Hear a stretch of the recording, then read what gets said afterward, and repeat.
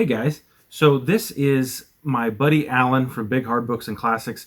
This is his original tag. He created it for the crazy 2020 that we're having. This is the Scary Spooky tag. Oh no, he named it the Spooky Scary tag.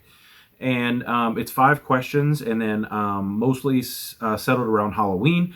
I had some other tags on my backlist that are a little bit older, but this one's pretty time sensitive, so I wanted to get it out. And if I didn't say it earlier, Alan from Big Hunter Books and Classics created this tag, and this is question 1. What is a scary book that reminds you of 2020? Not so much now, but when we first heard about the pandemic, The Stand very similarly portrayed that idea. There was that public freakout. We've got it under control. In The Stand, they didn't. 99% of people died. So at that point, it no longer correlates. But man, like the beginning of The Stand in 2020 are so similar that it would be hard not to mention it. Question 2 is a new scary or spooky novel, maybe even author, that you'd like to get into in 2021. My buddy John over at Books of Blood, his favorite book is Ghoul by Michael Slade. And when he talks about that book, it really makes me want to check it out. And it's a scary spooky book. Highly recommended by someone who I trust their opinion, and I definitely want to check it out. Question 3. Who is an author that you're scared to check out?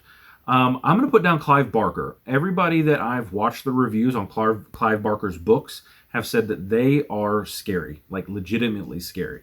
I'm getting into horror more and more, and I have not been scared by any of the books I've read from Stephen King. Christopher Buehlman, I read one of his books recently. I was not scared. I enjoyed it. I thought the writing was great, but never scared.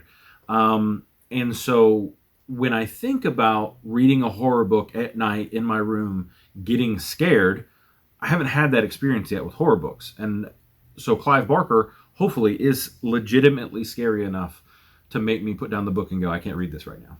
Question 4, what of all the things you've lost in 2020 do you miss the most? And for me, it's traveling. Sometimes we would just make a weekend trip and go.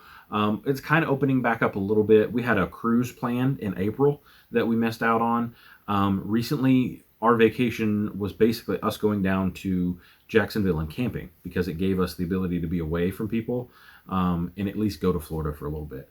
The masks don't bother me that much. Yeah, they do get annoying, especially when I have the beard.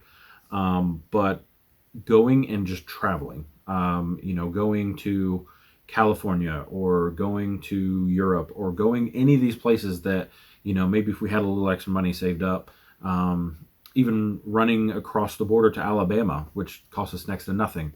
I could be there in an hour, or Chattanooga in Tennessee, north of us.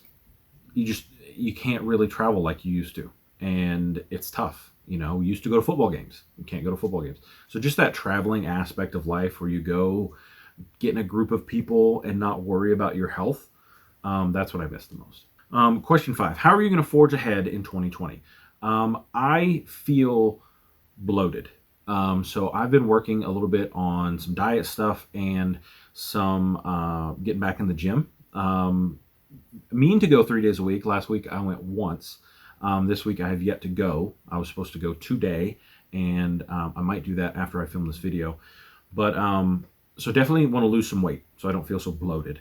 And then on the channel, I've been thinking about it, considering it for a long time, just didn't know if I had the time to do it.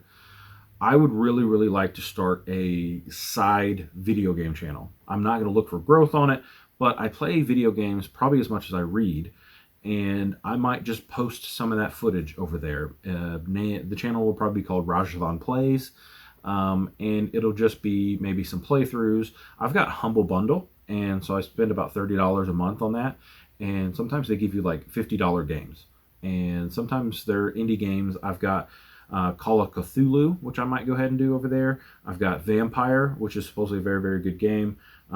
Just played Far Cry 4, not Fallout 4. I played that on my Xbox.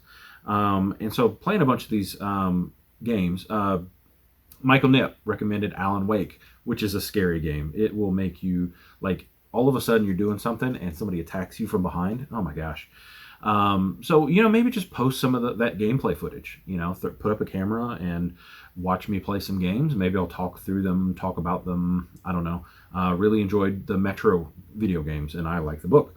Stuff like that. Games that are based on books, things like that.